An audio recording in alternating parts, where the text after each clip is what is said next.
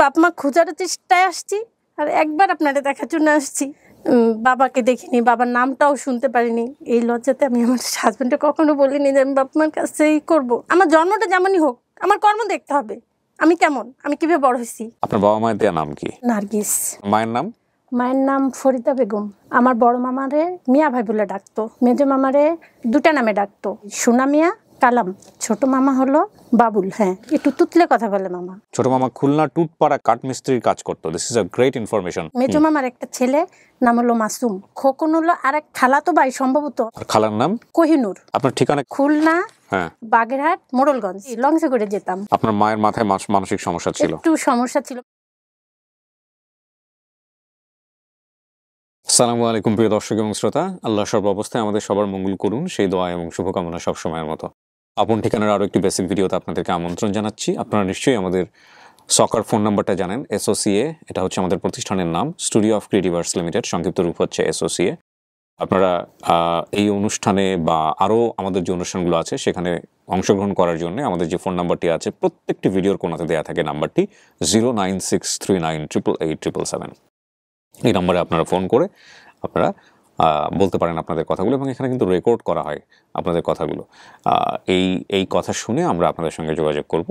আপনি যদি মনে করেন এই অনুষ্ঠানে অংশগ্রহণ করবেন, কিংবা আমাদের প্রবাসীর অন্তরের কথা, নতুন একটা অনুষ্ঠান নিয়ে এসছে বিকাশ প্রেজেন্স, বিকাশ রেমিটেন্স প্রবাসীর অন্তরের কথা, লাইভ ব্র্যান্ডিং বাংলাদেশ, কিংবা আপনার আপন ঠিকানা এই অনুষ্ঠানটি, কিংবা আরেকটি অনুষ্ঠান আছে ওয়ান, সেখানে অংশগ্রহণ করতে চাইলে আমাদেরকে ফোন করে অংশগ্রহণ করতে পারেন।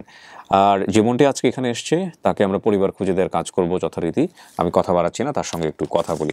আপনার বাবা মায়ের দেওয়া নাম কি? নার্গিস। নামটা কি চেঞ্জ হয়েছে? জি ভাইয়া, চেঞ্জ হয়েছে। ওকে, ফাইন। বর্তমানে পারভিন। আচ্ছা, আমাদের নার্গিসটাই লাগবে। আপনার মায়ের নাম? মায়ের নাম ফরিদা বেগম। মামার নাম মনে আছে? জি ভাইয়া। বলেন তো। আমার বড় মামারে মিয়া ভাই বলে ডাকতো, ঠিক আছে। মেজো মামারে দুটা নামে ডাকতো, এই সোনা মিয়া প্লাস আপনার কালাম। এটা দুটো বলে ডাকতো আর কি, আমি ওইভাবে শুনছি। আর ছোট মামা হলো বাবুল। বাবুল, হ্যাঁ, বাবুল। একটু তুতলে কথা বলে মামা। ওকে। আর মামাতো ভাই? মামাতো ভাই ছোট, 2.5 বছর কি 3 বছর হবে। মেজো মামার একটা ছেলে নাম হলো মাসুম। ঠিক আছে।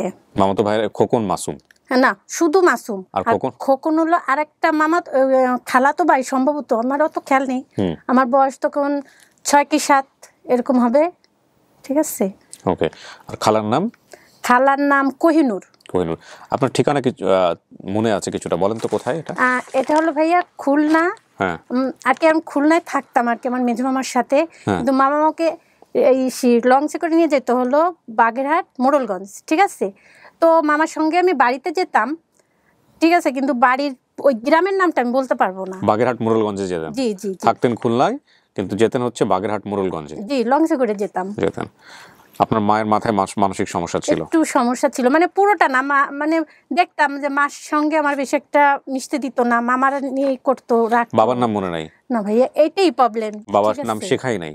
আপনি সম্ভবত মায়ের নানু বাড়িতে বড় হয়েছেন, মেবি, আমি শিওর না। গল্পটা বলেন তো একটু, প্রথম থেকে কি হয়েছে, একদম প্রথম থেকে বলেন। আমার বয়স তখন 7 কি 8, মানে 6 কি 7 আর কি। দাঁত এই ফ্যামিলির কাছে এসে আমার দাঁত পড়ছে এবং উঠছে। আচ্ছা, মানে হারায় যাওয়ার আগের গল্প? হ্যাঁ হ্যাঁ, হারায় যাওয়ার আগের গল্প।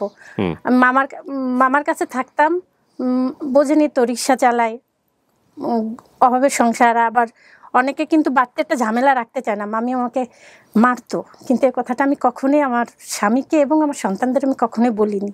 কিন্তু হ্যাঁ, আমার শাশুড়ির সাথে শেয়ার করছি।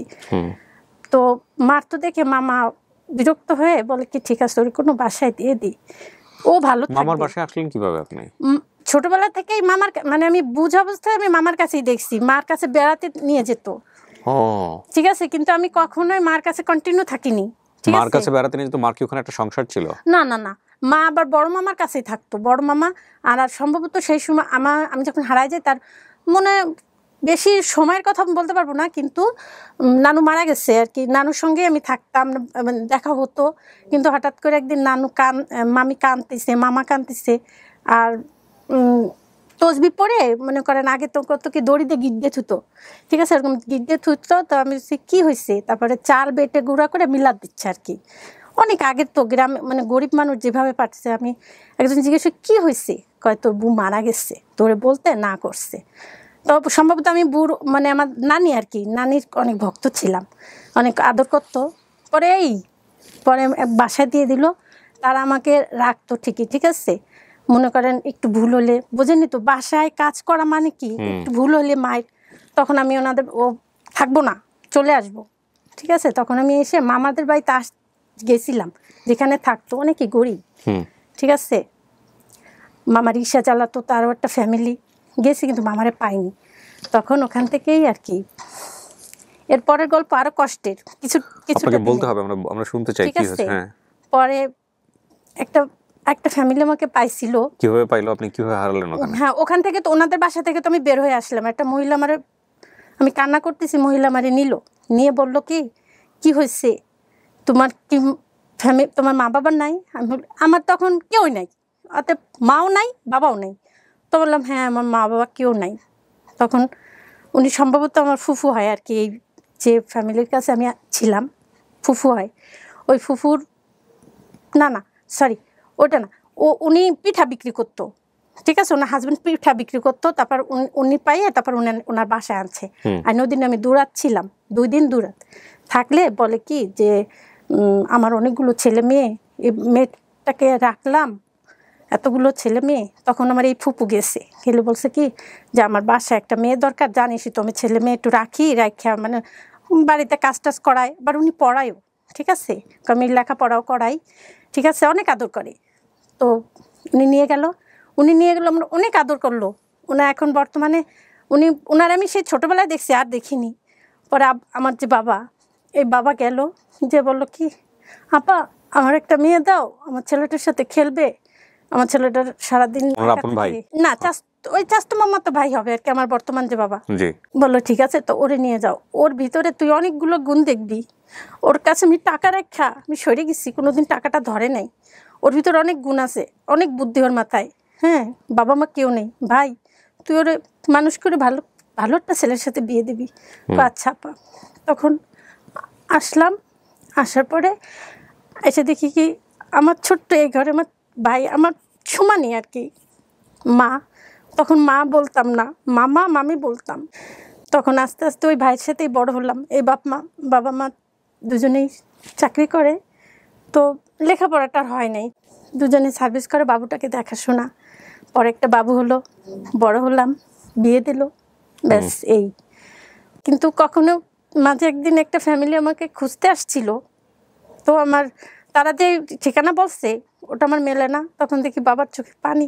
বাবা বলে যদি তোর ফ্যামিলি তুই পাস তাহলে তো তুই আর পরে বাবা মানে আমার বিয়ের 5 থেকে 7 বছর আগে হঠাৎ করে ফিল করলাম বাবা মা কি। তখন আমি একদিন অনেক কান্না করতেছি। তখন আম্মু বলে তুমি কাঁদো কেন?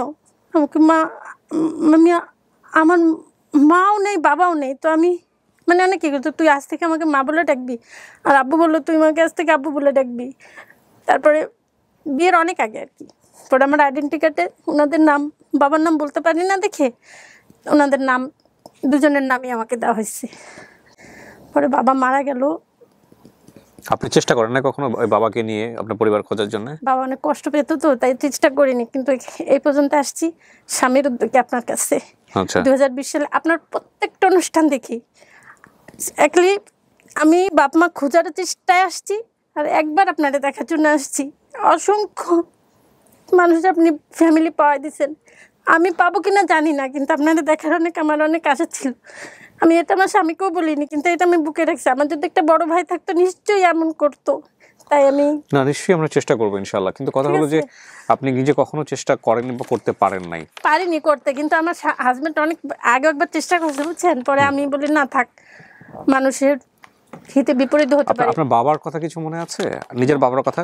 না ভাই। কেন আপনার মা এরকম আলাদা থাকতো এটা বলতে পারবো না, তবে আপনি কখনো জানতেও পারেন না ওদের কাছ থেকে? না, জানতে পারিনি, কিন্তু বড় হয়ে একটু ফিল করলাম যে অনেক সময় ভাবতাম কেন আমার মার কাছে বাবাকে দেখিনি, বাবার নামটাও শুনতে পারিনি। এই লজ্জাতে আমি আমার হাজবেন্ডে কখনো বলিনি যে আমি বাবা মার কাছেই করবো। যদি একটা বিপরীত কোনো কিছু বেরিয়ে আসে, তখন আমার জন্মটা যেমনই হোক, আমার কর্ম দেখতে হবে, আমি কেমন, আমি কিভাবে বড় হয়েছি, কিভাবে আমার আদর্শ দেখতে হবে। আমার ভিতর যদি কোনো আমি যদি যেভাবে কোনো খারাপের কোনো ভিতরে ছিলাম, কিন্তু আমি তো ভালো, তো আমার বলছি যে দেখো তুমি তোমার বাবা মার খুঁজতে চাও, সত্যি কথা কি পালক তো পালকই, পালক কখনো আপন হয় না, ঠিক আছে? আমার এই মা আমাকে ভালোবাসে, বিয়ে দিচ্ছে, ঠিক আছে, কিন্তু তারপরে যে আমার হাজবেন্ডের যেটা আদর আপ্যায়ন বা একটা এটা আমার হাজবেন্ড পায় না। না, কিন্তু কথা হলো যে আপনার স্বামী কি প্রস্তুত যে কোনো পরিচয় যে কোনো কিছু বের হলে সেটার জন্য আপনার স্বামী প্রস্তুত? হ্যাঁ আমি তো বলছি, তো বলছে কোনো অসুবিধা নেই, সে গরিব হোক, বুঝছেন? তার শোনেন, আমরা মেয়ে মানুষ আমরা বুঝি দুনিয়াটাকে, কিন্তু একটা ছেলে মানুষ কিন্তু ওগুলো বোঝে না। তো আমি বলছি, আমার মেয়েও বলে যে যেরকম হোক, গরিব হোক, কিন্তু বলতে পারবো যে না আমার মার মনের কষ্টটা একটু দূর হবে, যে না মা হাদের ফ্যামিলিটা আছে। ছোট করে লিখে নিয়ে এসছেন। ওনার নাম হচ্ছে নার্গিস, ওনার মায়ের নাম ফরিদা বেগম, খালার নাম কোহিনুর, বড় মামার নাম মিয়া ভাই বলে ডাকা হতো, মেজো মামার নাম কালাম, সোনা মিয়া বলে ডাকা হতো অনেক সময়। তার একটি ছেলে ছিল, তার নাম হচ্ছে মাসুম। ছোট মামার নাম বাবুল, তিনি তুতলিয়ে কথা বলতেন। ছোট মামা খুলনা টুটপাড়া কাঠমিস্ত্রির কাজ করতো। This is a great information. Khulna টুটপাড়াতে কাঠমিস্ত্রির কাজ করতো যিনি তুতলিয়ে কথা বলতেন উনি। জি হ্যাঁ হ্যাঁ। আচ্ছা, মেজো মামা রিক্সা চালাতেন, আমি মেজো মামার কাছে থাকতাম, আমাকে একটা বাসায় কাজে দেওয়া হয়, এরপর তারা বাজে ব্যবহার করায়, আবার মামার বাসায় ফেরত আসি, তখন তারা বাসায় না থাকায় বের হয়ে যায় এবং হারিয়ে যায়। তখন আমার বয়স 7 থেকে 8 বছর। এই ছিল নার্গিসের গল্প। আপনারা যদি খুলনার বাগেরহাট, মোড়লগঞ্জ, তারপরে এখানে আরেকটা তথ্য পেয়েছি খুলনার টুটপাড়ায় কাঠমিস্ত্রির কাজ করতেন ওনার ছোটো মামা। তো এগুলো ধরে যদি আমরা আগাই, ফেসবুকের গ্রুপগুলোতে যদি আমরা একটু চেষ্টা করি, তাহলে কিন্তু একটা ভালো রেজাল্ট বের হয়ে আসার সম্ভাবনা রয়েছে। প্রিয় দর্শক এবং শ্রোতা, শত শত মানুষ এই অনুষ্ঠানের মধ্য দিয়ে তার পরিবারের কাছে ফিরেছে। কেমন আছে, কিভাবে আছে সেটা আমরা জানি না, তবে পরিবার খুঁজে দেওয়াটাই আমাদের দায়িত্ব ছিল। আমাদের পুরো জীবন জুড়েই আমরা কখনো ভালো থাকি, কখনো খারাপ থাকি, কিন্তু পরিবারের পারিবারিক পরিচয় এটা আমার জন্মগত অধিকার। এই জায়গাটি আমার জানা উচিত, এই জায়গার সঙ্গে আমার কানেকশন থাকা উচিত। সেখানে গিয়ে আমি ভালো থাকবো কি থাকবো না সেটা অন্য বিষয়, কিন্তু আমার রাইট আছে আমার পরিবারের সম্পর্ক, আমার পরিবারের অবস্থান জানার। তো সেই জায়গাটি থেকে আমরা চেষ্টা করে গেছি লম্বা সময় ধরে, এবং এই চেষ্টার সারথি যারা হয়েছেন তাদের প্রতি আমাদের আহ্বান যে আমরা আসুন এই বোনটির পরিবার খুঁজে বেড়াতেও আমরা একটা বড় ভূমিকা রাখি। শেষ করছি আজকের মতো। আর কিছু বলবেন? না কিছু বলবো না। তাওয়াক্কালতু আলাল্লাহ। আসসালামু আলাইকুম। আসসালামু আলাইকুম।